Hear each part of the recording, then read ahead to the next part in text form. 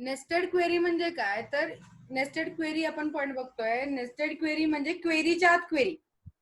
Yes, it is possible that we can write one query within another query. म्हणजे एक query already आहे, त्याच्या आत तुम्ही अजून एक क्वेरी लिहू शकता, त्याला म्हणतात नेस्टेड क्वेरी. क्वेरीच्या आत क्वेरी लिहिणे, write query within query, that is called as nested query. मग याचं एक्झिक्युशन होतं कसं, तर इनर क्वेरी जी असते ना, आतली query, inner query is executed first.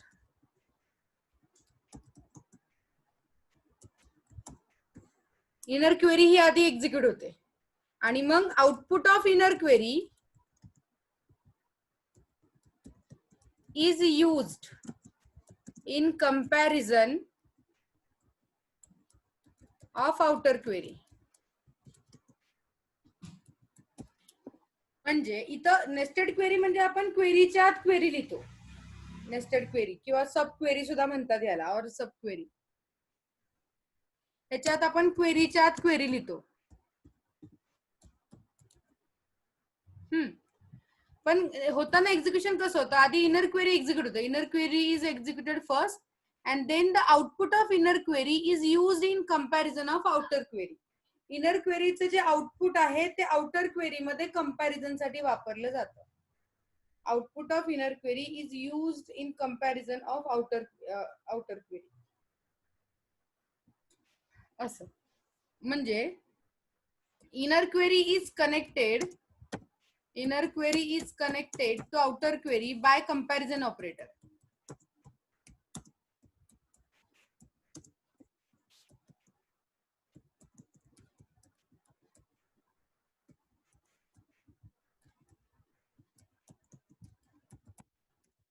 Inner query is connected to outer query. आतली क्वेरी बाहेरच्या क्वेरीला कनेक्ट असते by comparison operator in where clause. वेअरच्या क्लॉज मध्ये वापरायची inner query. In where clause, वेअरच्या क्लॉज मध्ये इनर क्वेरी वापरणार आपण. म्हणजे बाहेरच्या क्वेरीचा जो वेअर क्लॉज असेल त्याच्या वेअर क्लॉज मध्ये काहीतरी कंपॅरिझन ऑपरेटर देऊन आपण ती इनर क्वेरी कनेक्ट करणार. असं पुढचा रूल असा आहे की inner query cannot contain select star command.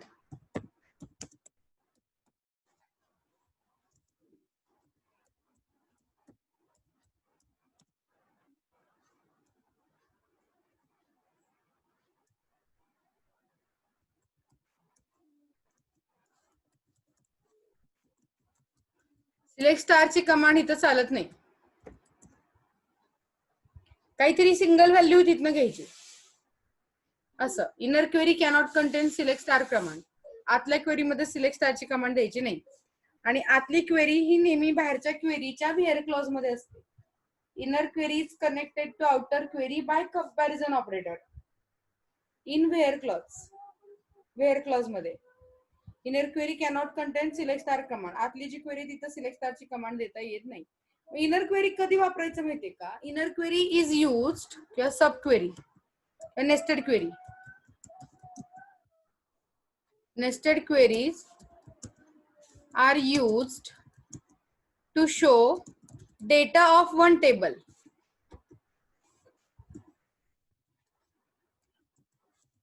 Data of one table, but compare with other table.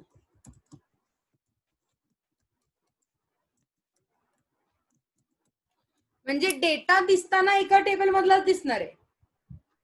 Data जो आहे ना तो एका टेबल मध्येच दिसेल, एका टेबल मधला डेटा दिसेल, पण त्याचं कंपॅरिझन हे दुसऱ्या टेबल बरोबर होईल. म्हणजे तुम्हाला डेटा एका टेबल मधला दाखवायचा आहे पण त्या डेटाचं कंपॅरिझन दुसऱ्या टेबल बरोबर करायचंय, तर तुम्ही यूज करू शकता नेस्टेड क्वेरी. म्हणजे डेटा डिस्प्ले होताना एकाच टेबल मधला डिस्प्ले होणार आहे. बघा बऱ्याच जणांचं नेस्टेड क्वेरी आणि जॉईन मध्ये कन्फ्युजन असतं की जॉईन कधी वापरायचं, नेस्टेड क्वेरी कधी वापरायचं.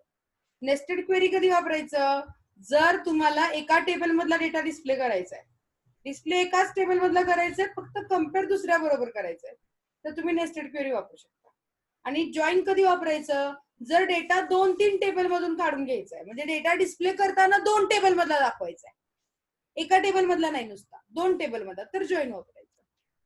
मग आपण नेस्टेड क्वेरी हे एका टेबल मधला डेटा डिस्प्ले करण्यासाठी वापरले. नेस्टेड क्वेरी खास त्यासाठीच बनलेली आहे. की डेटा एका टेबल मधला डिस्प्ले होणार आहे, फक्त कम्पेअर होताना दुसऱ्या टेबल बरोबर होणार आहे, कंपॅरिझन दुसऱ्या टेबल बरोबर होणार आहे. ठीक आहे. आता मी तुम्हाला एक डेटाबेस दाखवते. कालचा आपला जो डेटाबेस होता इनोव्हेशन मे डीबी, तो डेटाबेस आहे, तो कन्सिडर करूया आपण. मी MySQL ओपन करते, MySQL कन्सोल. पासवर्ड देत नाही. ठीक आहे. Use innovation may 2019 and show tables.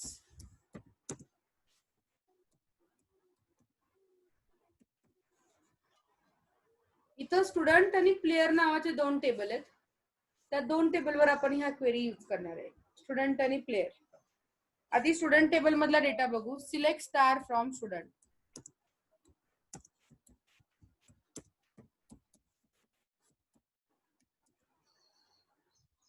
ID, name आणि सिटी असे 3 कॉलम आहेत. 1 2 3 4 असे रोल नंबर इथं आयडी इथं आहे. आणि आता प्लेयर टेबल मधला बघू. Select star from player.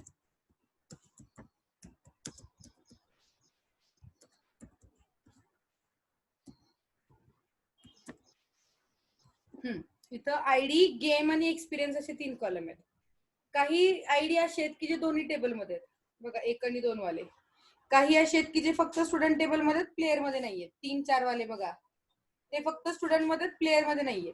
आणि काही आयडी असे आहेत की जे फक्त प्लेयर मध्ये, स्टुडंट मध्ये नाहीये. प्लेयर मध्ये 5-6 आहे आयडी आणि स्टुडंट मध्ये 5 आयडी नाहीये. म्हणजे काही विद्यार्थी असे आहेत की जे स्टुडंट पण आहेत आणि प्लेयर पण आहेत. किंवा काही विद्यार्थी असे आहेत की जे फक्त स्टुडंट आहेत पण प्लेयर नाहीयेत. जसं 3 नंबरचा आणि 4 नंबरचा विद्यार्थी, तो स्टुडंट टेबल मध्ये आहे पण प्लेयर टेबल मध्ये नाही. आणि काही स्टुडंट असे आहेत की जे प्लेयर आहेत पण स्टुडंट नाहीयेत. 5 आणि 6 नंबरचे विद्यार्थी प्लेयर टेबल मध्ये बघा. 5 आणि 6 नंबरचे विद्यार्थी जे प्लेयर आहेत पण स्टुडंट मध्ये नाहीयेत. असे काही डेटा आहे. आपल्या या 2 टेबलवर आपल्याला क्वेरी करायच्या. 2 टेबल आहेत, सिलेक्ट स्टार फ्रॉम स्टुडंट आणि सिलेक्ट स्टार फ्रॉम प्लेयर, अशा 2 क्वेरी दिलेल्या आहेत. आता मला काय करायचंय, समजा असा क्वेश्चन दिला की डिस्प्ले दोन स्टुडंट्स हु आर प्लेयर ऑल्सो. डिस्प्ले दोन स्टुडंट म्हणजे तुम्हाला स्टुडंटच दाखवायचे. डिस्प्ले काय करायचे, स्टुडंटच. म्हणजे तुम्ही कमांड देणार सिलेक्ट स्टार फ्रॉम स्टुडंट. बरोबर, आम्हाला स्टुडंटच दाखवायचे. पण ते स्टुडंट ज्यांचा आयडी प्लेयर टेबल मध्ये आहे तेवढेच स्टुडंट मला काढून पाहिजेत. म्हणजे डिस्प्ले स्टुडंट हु आर प्लेयर ऑल्सो, म्हणजे जे प्लेयर आहेत आणि स्टुडंट पण आहेत ते दाखवा असं सांगितलंय. तर मग तुम्ही नेस्टेड क्वेरी वापरू शकता. बघा, क्वेरी अशी सांगितली आहे मी की display students who play. Student display करा. म्हणजे मी कमांड येणार select star from student. Command कशी येणार, सिलेक्ट स्टार फ्रॉम स्टुडंट.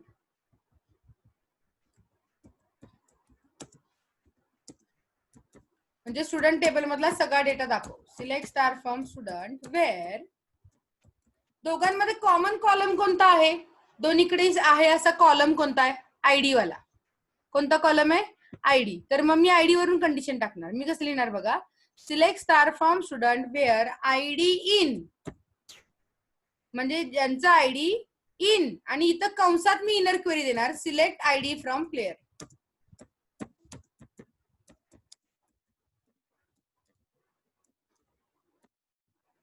बघा, सिलेक्ट स्टार फ्रॉम स्टुडंट म्हणजे स्टुडंट टेबल मधला डेटा डिस्प्ले कर.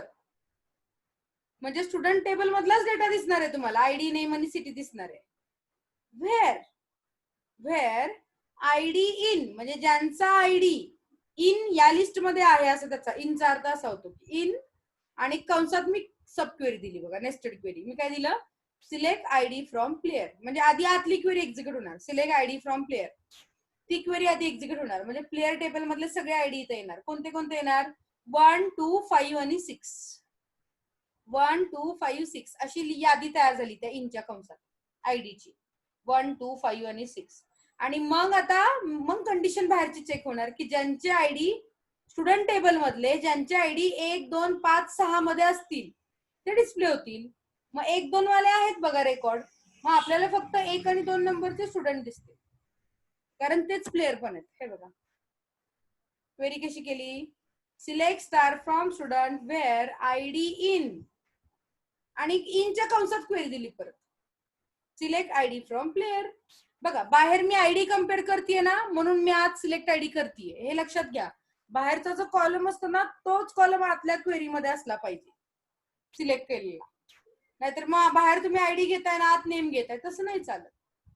कंपल्सरी व्हेअर मध्ये कुठला, बाहेरच्या व्हेअर मध्ये कुठला कॉलम आहे, आयडीचा आहे, तर मग इनच्या कंसामध्ये जी क्वेरी असेल तिथं मग मी सिलेक्ट आयडीच करणार, सिलेक्ट आयडी फ्रॉम प्लेयर. म्हणजे तो बाहेरचा आयडी आणि इथला आयडी कम्पेअर होणार. मग ज्यांची आयडी इथल्या आयडी मध्ये असतील तेच दिसतील. मग 1 आणि 2 हे दोनच आयडी असे आहेत की जे दोन्ही टेबल मध्ये आहेत. आधी आतली क्वेरी एक्झिक्यूट होणार, ही वाली सिलेक्ट आयडी फ्रॉम प्लेयरची, ही एक्झिक्यूट होणार. इथं ते आयडी येणार कुठले प्लेयर मधले 1 2 5 6, म्हणजे इथं 1 2 5 6 अशी लिस्ट तयार झाली. मग select star from student where ID in, म्हणजे ज्या स्टुडंटचा आयडी 1 2 5 6 मध्ये आहे ते दाखव स्टुडंट टेबल मधले. मग 1 2 वाले आहेत ना स्टुडंट टेबल मध्ये, मग ते दाखवले त्यांनी. 1 आणि 2 वाला रेकॉर्ड आलं, 1 वाला आणि 2 वाला रेकॉर्ड आलं. Nested query can also be used to find out maximum salary, employee having maximum salary वगैरे, त्याच्यासाठी पण त्याचा यूज होतो नेस्टेड क्वेरीचा. ते आपण एक बघणार आहोत. आपल्याला एम्प्लॉई टेबलचा आता यूज करायचा. एम्प्लॉई टेबल असं आहे, select star from employee, select star from employee असा एम्प्लॉई टेबल आहे. मला सांगा असा कुठला एम्प्लॉई ज्याला सगळ्यात जास्त सॅलरी आहे? कुठला एम्प्लॉई ज्याला जास्त सॅलरी आहे? दीपा, बरोबर. तर आपल्याला मॅक्सिमम सॅलरी काढता येते. मॅक्सिमम सॅलरीची कंडिशन काय आहे? What is the command for maximum salary? Select star max, नाही maximum salary, select max salary from employee. Maximum salary मिळाली, select max salary from employee. ठीक आहे, ही मॅक्सिमम सॅलरी कळते.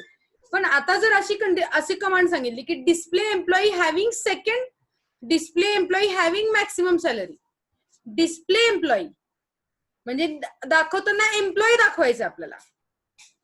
डिस्प्ले एम्प्लॉई म्हणजे सिलेक्ट स्टार फ्रॉम एम्प्लॉईज येणार.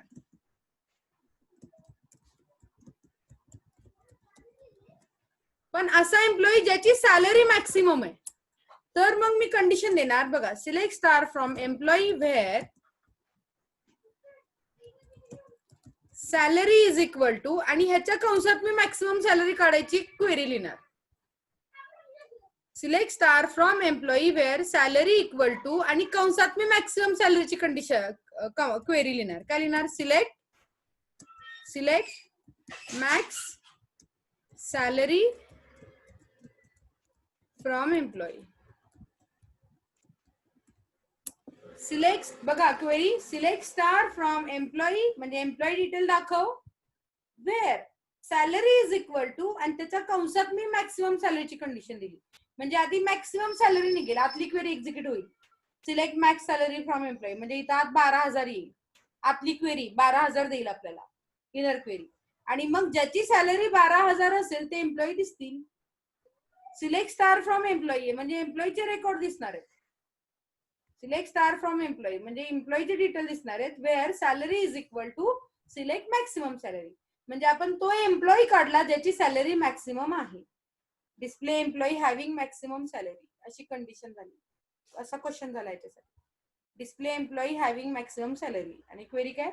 Select star from employee where salary is equal to, त्याच्या कंसात लिहिलं select max salary from employee. बघा दीपावाली होती ती एम्प्लॉई, बरोबर का? दीपाला 12,000 सॅलरी, मग ते एम्प्लॉई आले. आता मला तुम्ही सांगायचं display employee having minimum salary, अशा एम्प्लॉई दाखवा ज्यांची सॅलरी मिनिमम आहे.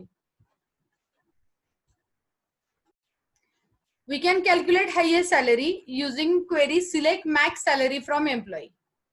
ठीक आहे, select max salary from employee, ह्यानी आपल्याला हायेस्ट सॅलरी मिळते. पण आता समजा तुम्हाला असा क्वेश्चन दिला की display second highest salary, second highest salary म्हणजे अशी सॅलरी काढा की जी 12,000 पेक्षा कमी आहे पण बाकीच्या सॅलरी पेक्षा मोठी आहे. सेकंड हायेस्ट सॅलरी काढायला सांगितली आपल्याला. सेकंड तर सेकंड हायेस्ट सॅलरी कशी काढायची, तर आपल्याला काय करायचंय की ज्या सॅलरी 12,000 पेक्षा कमी आहेत त्यांच्यामध्ये मॅक्सिमम सॅलरी काढायची. ज्या 12,000 पेक्षा कमी आहेत म्हणजे लेस दॅन येणार आहे, लक्षात घ्या. वेअरच्या क्लॉज मध्ये सॅलरी लेस दॅन येणार, कंडिशन येताना इथं सॅलरी लेस दॅन आणि इकडं मॅक्स सॅलरी येणार. फक्त इथं काढताना मॅक्सिमम सॅलरी काढणार, कारण आपल्याला सेकंड हायेस्ट सॅलरी सांगितलेली आहे.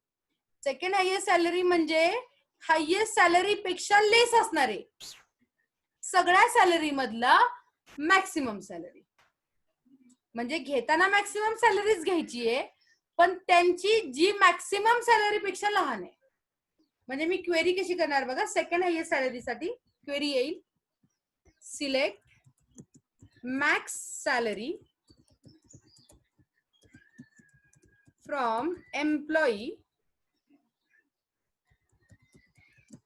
where salary is less than, select max salary from employee म्हणजे मॅक्सिमम सॅलरी काढतोय from employee where salary is less than, आणि त्याच्या कंसात लिहिणार मी परत select max salary from employee.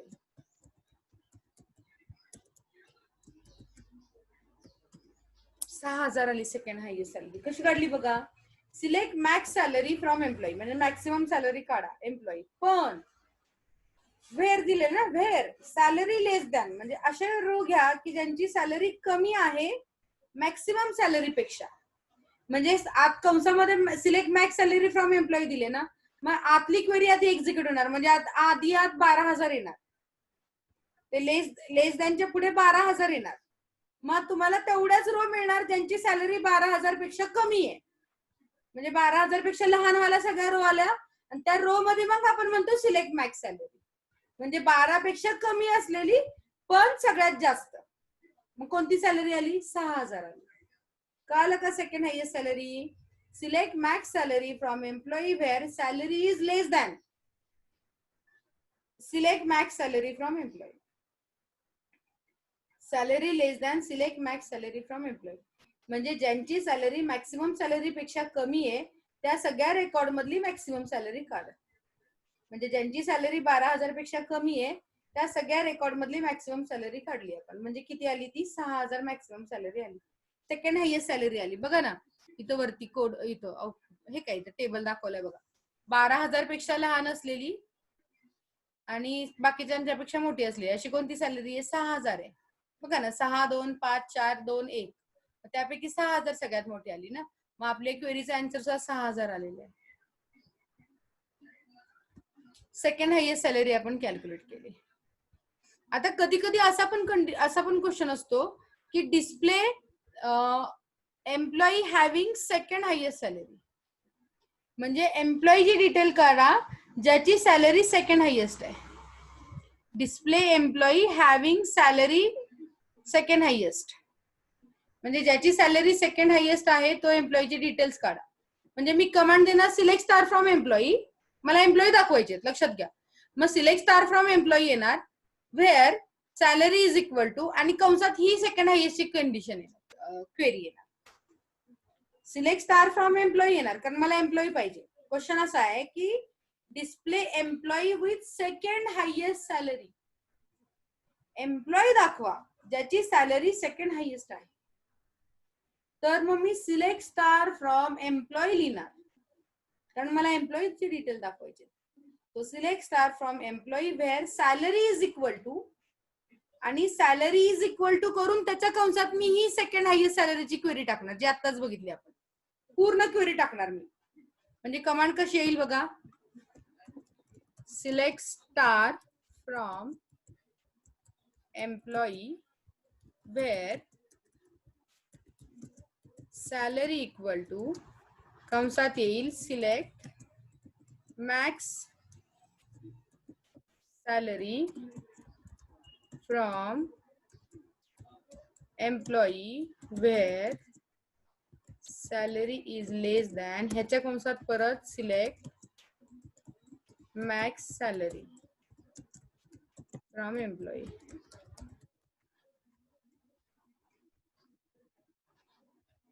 हा आत्ताचा कंस पूर्ण. हा तो बाहेरचा कंस पूर्ण. 6000 वाली एम्प्लॉई आली 9 नंबरची नेमा. क्वेरी केलेली select star from employee where salary equal to, म्हणजे ज्यांची सॅलरी इक्वल टू आहे आणि कंसात सेकंड हायेस्ट सॅलरीची क्वेरी केली. Select max salary from employee where salary is less than select max salary from employee. Second highest salary ती employee calculate केली आपण, डिस्प्ले केली आपण. जॉईन काय ते बघणार आहोत आपण. जॉईन्स जॉईन्स कशासाठी वापरतात तर joins are use to display data from multiple table. आता कसं एकाच टेबल मधला डेटा दिसत होता, एकच टेबल होता, पण समजा तुम्हाला मल्टिपल टेबल मधला डेटा डिस्प्ले करायचा असेल तर मग जॉईन्स यूज केले जातात. Joins are use to display data from multiple tables.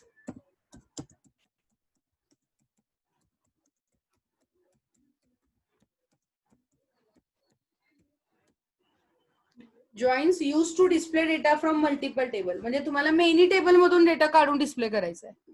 समजा 2 टेबल आहेत, त्या 2 टेबल मधून डेटा काढून डिस्प्ले करायचा, म्हणजे 2 टेबल आहेत त्यांच्यात वेगवेगळे कॉलम आहेत आणि त्या 2 टेबल मधून कॉलम घेऊन डिस्प्ले करायचे. फक्त एका टेबल मधला नाही दाखवायचा, 2-3 टेबल मधला दाखवायचा डेटा, तर तुम्ही जॉईन वापरता.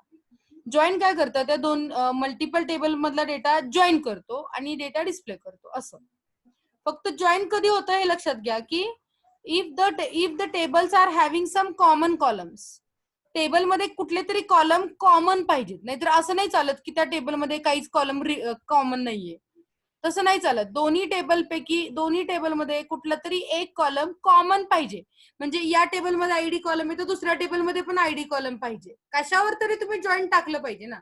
ते जॉईन होण्यासाठी कुठला तरी टेबल मधला, दोन्ही टेबल मधला कुठला तरी एक कॉलम कॉमन पाहिजे, म्हणजे तो इथेही आहे तिथेही आहे, तरच तो मग जॉईन होतो, नाहीतर नाही होत. ठीक आहे, म्हणजे joins can only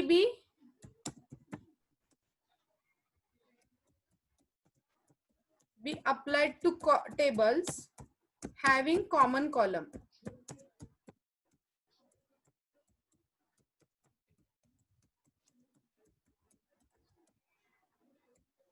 Having common columns म्हणजे ज्यांच्यामध्ये कॉलम सेम आहेत त्यांच्यातच जॉईन होऊ शकतात.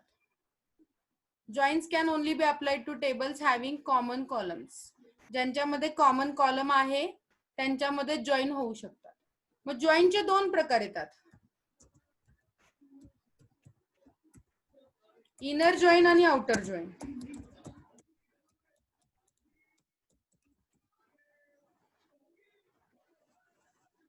इनर जॉईन आणि आउटर जॉईन. इनर जॉईनला इक्वी जॉईन सुद्धा म्हणतात. Inner join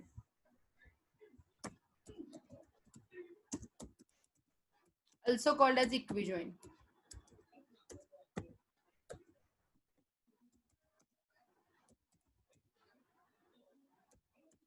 Because it gives the records from both the tables having same values. म्हणजे तुम्हाला काही असे रेकॉर्ड पाहिजेत की जे दोन्ही टेबल मध्ये आहेत, तर तुम्ही इनर जॉईन वापरता. म्हणजे दोन्ही टेबल मध्ये ते रेकॉर्ड आहेत. म्हणजे जसं मगाशी स्टुडंट मध्ये 1 आणि 2 रोल नंबर होते आणि प्लेयर मध्ये पण 1 आणि 2 रोल नंबर होते, तर ते रेकॉर्ड तुम्हाला मिळू शकतात. Inner join gives records that belong to both the table.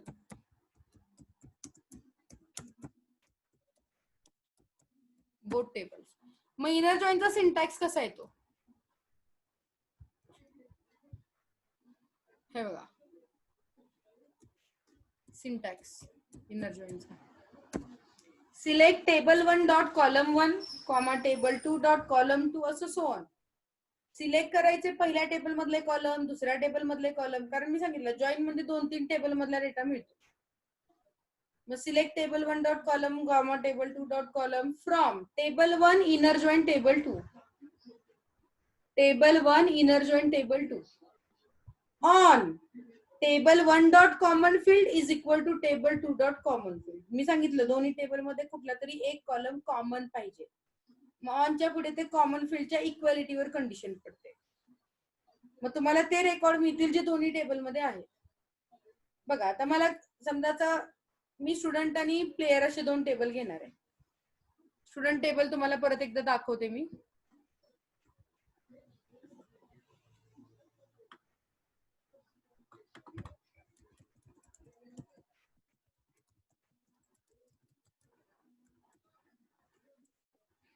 Select star from student, ID, name, city आणि सिलेक्ट स्टार फ्रॉम प्लेयर.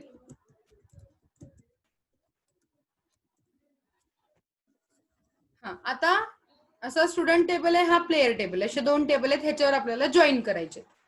त्याआधी मी मीटिंग एंड करते आणि परत चालू करते. 40 मिनिट होत आले, त्यामुळे मीटिंग आपली संपेल, 1च मिनिट राहिलाय. मग मी एंड मीटिंग करते आणि परत एकदा चालू करते. सगळ्यांनी परत यायचंय.